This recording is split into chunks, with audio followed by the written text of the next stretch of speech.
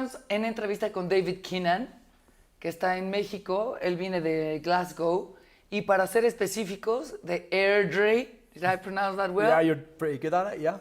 Me enseñó a decir Airdrie porque el acento escocés es muy difícil para nosotros. Él hizo una novela que es de verdad extraordinaria, que la construye a partir de entrevistas. Y nos va a contar de Memorial Device, en este caldo de cultivo.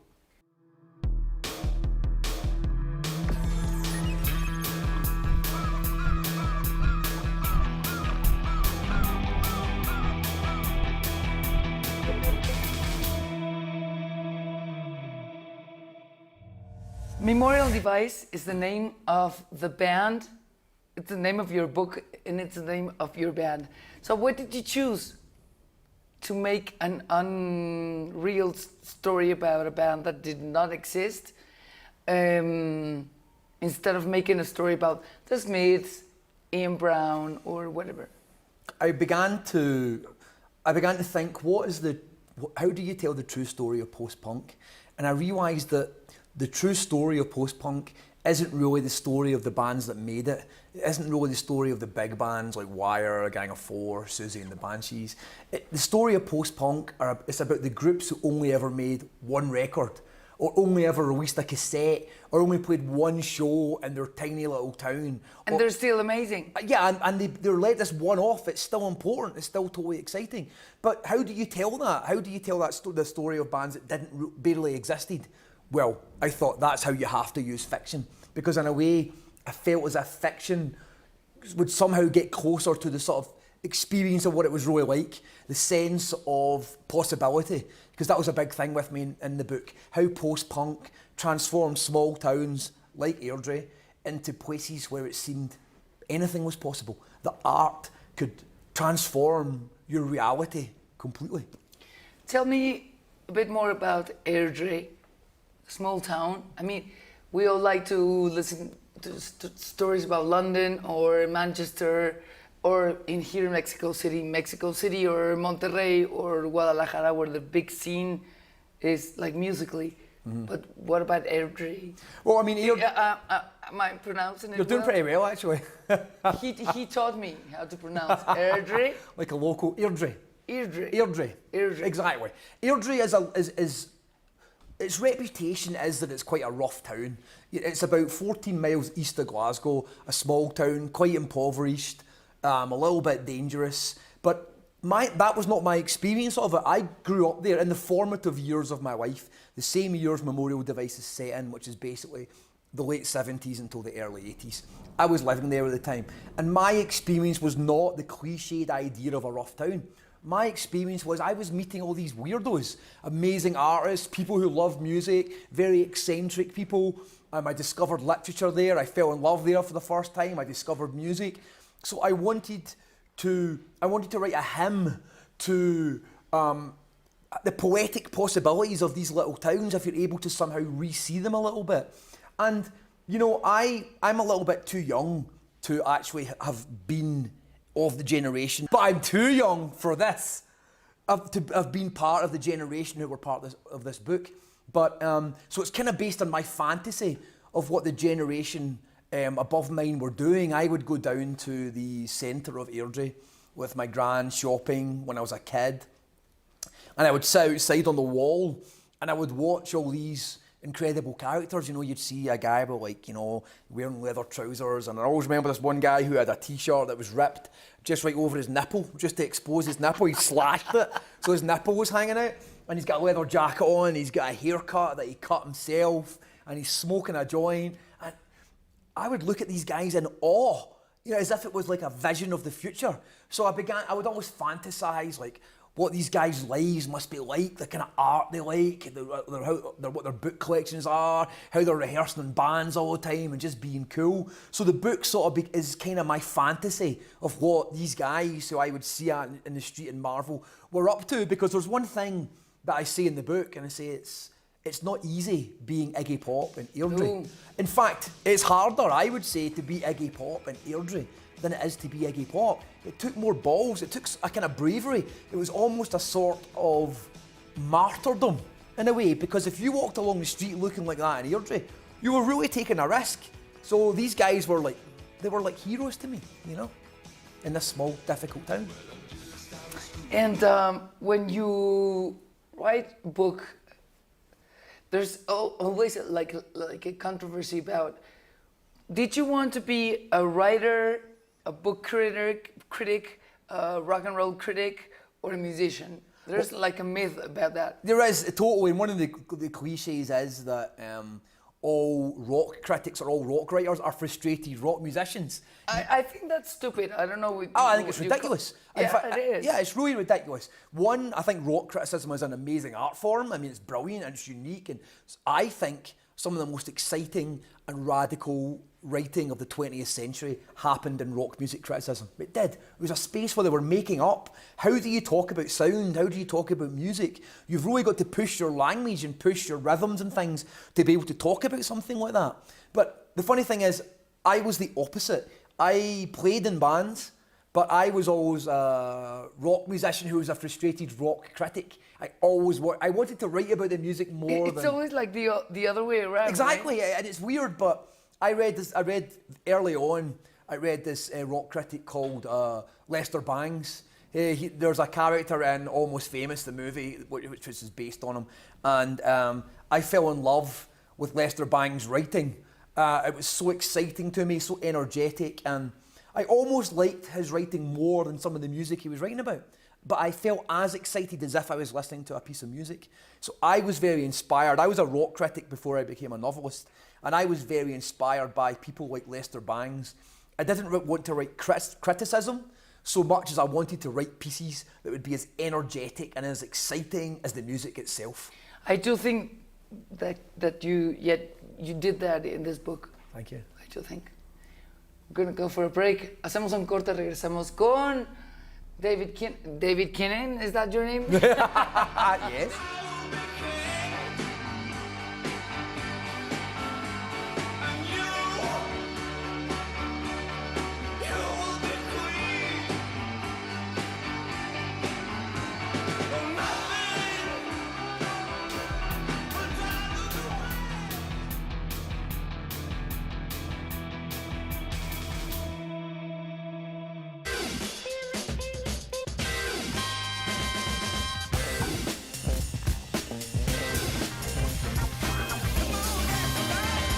Estamos hablando con David Keenan, the Memorial Device. How did you build this band?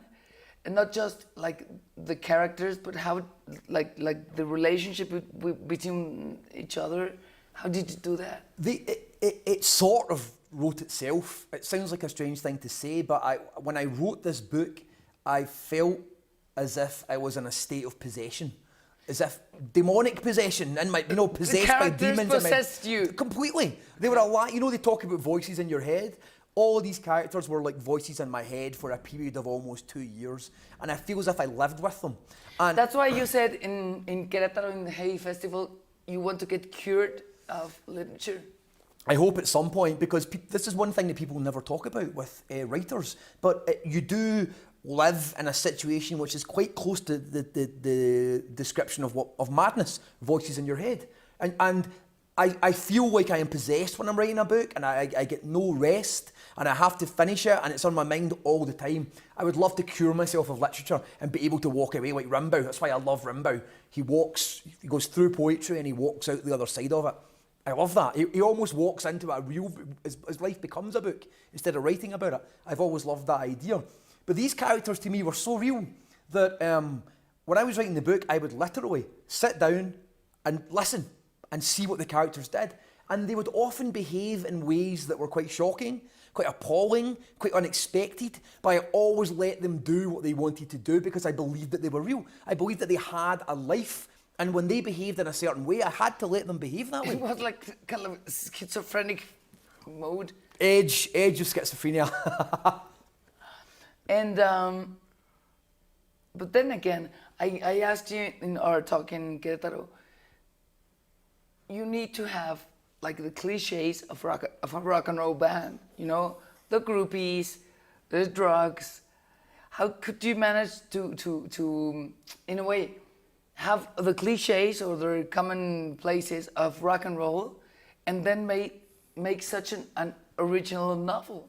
I was very careful to try and not fall into the trap, I think, that books about music fall into, which is just a kind of empty nostalgia. You know, you become a middle-aged guy and you look back and you think, oh, my youth was fun and it was a soundtrack to being a kid. I didn't want that to happen, but You didn't want to be Nick Hornby. I didn't want to write High Fidelity or get any close to anything like that. I can't stand that sort of crap, and I really, really wanted to avoid all that sort of nostalgic nonsense, really, that kind of middle-aged writing about music. I really Do you like hated that. Greil Marcus? I love Greil Marcus. Yeah, Lipstick Tracy's was a transformative book for me, absolutely, and I love his writing. But again, what I wanted to do was capture energy, that energy of youth, that energy of making music. And also, one of the big questions that the book asks, it's about memory, but one of the things it asks is it possible to be aware of the significance of the moment as it's happening?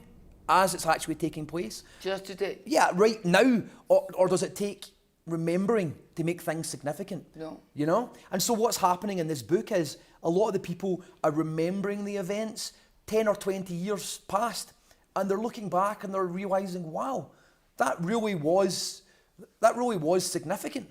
It was significant. What we did was important. They were great times. And they're saying, did we even realise it at the time? There's a beautiful line by Prince, who's another one of my favourite artists. I know. And it's on Parade. It's called Sometimes It Snows in April. And there's this beautiful line, and he says, and love just isn't love until it's past. As if, can we even be aware of love? Can we be aware of any of these things are passing? It's the big question the book asks, I think, you know? Is there like love stories in this album? Because in this book, because Big Patty had a really tough time getting separated from his girlfriend. Yeah, I mean, it's filled with love stories. You know, there's Vanity and John from Glass Sarcophagus. She was a porn star. He's remembering his relationship with her as well. Because one of the things the book says as well is it's not just about the music.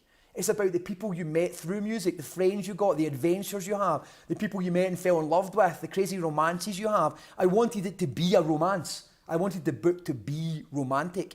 And also, there's a lot of sex in the book. There's a lot of fucking. Because that's important too for kids. Just as you're discovering music and you're discovering art, you're discovering your own sexuality, you're discovering men, you're discovering women. It all comes as part of the initiation into adulthood or the initiation into the possibilities of who you are. So I wanted there to be romance, and I wanted there to be sex, and I wanted that to be just as important as the music. What are the main characters after, not just the characters that you invented, like the musicians in these books? I know there's Iggy Pop, I know there's Lou Reed. Lou Reed. Yeah. Who else? There's a lot of psychedelic garage bands, the 13-4 Elevators, there's Suicide, who are really important as well. Suicide, Dream Baby Dream. Dream Baby Dream, fantastic, you know. But Lou Reed's totally important. The thing about Lou Reed, what to me is he invented the idea of underground music. He basically invented it himself, you know, and he wrote rock songs that were so about outsiders, about people living on the absolute margins. And so I think, and so did Iggy Pop, who's Iggy Pop is all the way through this book. And I think people like Lou Reed and Iggy really spoke to people who lived on the margins, who lived in little small shitty towns away from the centres, and it kind of made it exciting, you know? It was like disco all over New York, like disco dancing, partying, and these guys were talking about the smelly New York. Yeah, you know? they're talking about the grittiness of the street and get out there and surviving, and the Stooges are singing songs about like being low down and dark and no one caring about you. But there's that song Dirt by the Stooges is so great because he says something, I know I'm dark, I know I've been down, he said, but I don't care because I have the fire of life. Amazing idea. And that's what I felt when I saw these amazing guys in these small towns. We're in a little small loser town, but we've got the fire of life in our hands, you know? And this is all, esto está todo en este libro, que es la primera novela de David Keena, Memorial Device, en sexto piso. Vamos a regresar y vamos a hablar de la vida personal de David Keena. That it's a fire, and I'm alive.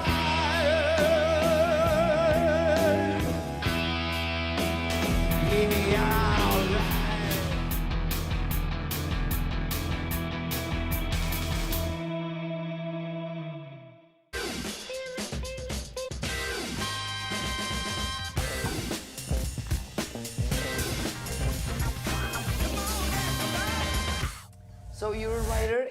There's a new novel coming. Yep, it's coming in January, published by Faber and Faber in the UK in January, called For the Good Times. For the Good Times. It's set in the late 70s and early 80s in Belfast, and it's about the Troubles there. And it's about 4 kids growing up and being involved in the Irish Republican Army and going through, again, like a terrifying time, a very difficult time and a very dangerous, tough town, but somehow seeing the potential for magic and reinvention even in difficult circumstances, you know. What is this?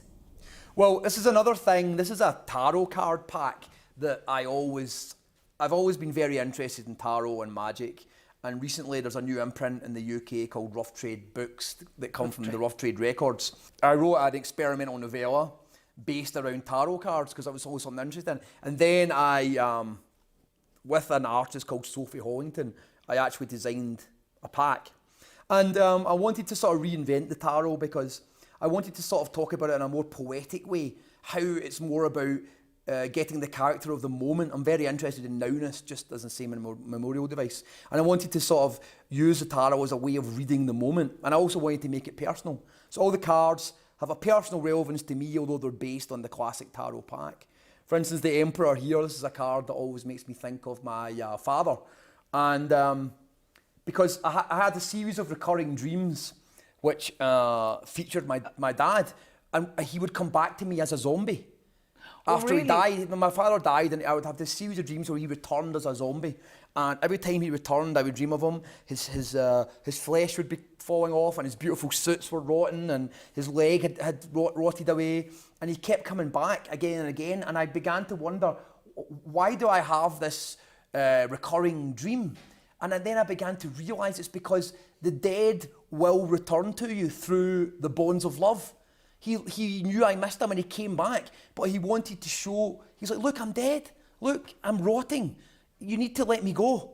The force of love draws me back. But look at me. Look at the state of my body. I'm dead. You need to let me go. And I began to think, is that where the idea of zombies come from? The archetype? It's the bonds of love that's telling us that you need to let them go. They come back as the living dead. And when I realised that, and I had that breakthrough, the dream stopped. And I let my father go, and he never came back as a zombie again. Because I stopped calling him, because I let him be dead. So, for instance, that's an example. This card here is the Emperor, and I associate it with my father. And here it is, he has a wound. He comes back with a wound in his side. So I wanted to write very personal things, but using the mode of the traditional tarot card deck. Jesus, what's your next novel about? Well, it's about the IRA, but it's also about fathers. It's about masculinity to a great degree, and it's also about what you inherit from your father. One of the things about my dad came from the Ardoyne in Belfast, where the Troubles had taken place, and my father was illiterate. My father couldn't read or write, so the whole time I was a music writer, he could never have read any of my stuff, and unfortunately, I was very sad that he died before my novel came out, because I think... You know he's proud of you. I think you're probably right. I think that is true. And I think, yeah, he must be so amazed that his son could publish. What's your father's name? Tom Keenan. Tom Keenan. I know you're watching this. Thank you, David. Thank you. Gracias, esto fue Caldo de Cultivo. David Keena está en 6º piso y tenemos un nuevo libro muy pronto. No se lo pierdan.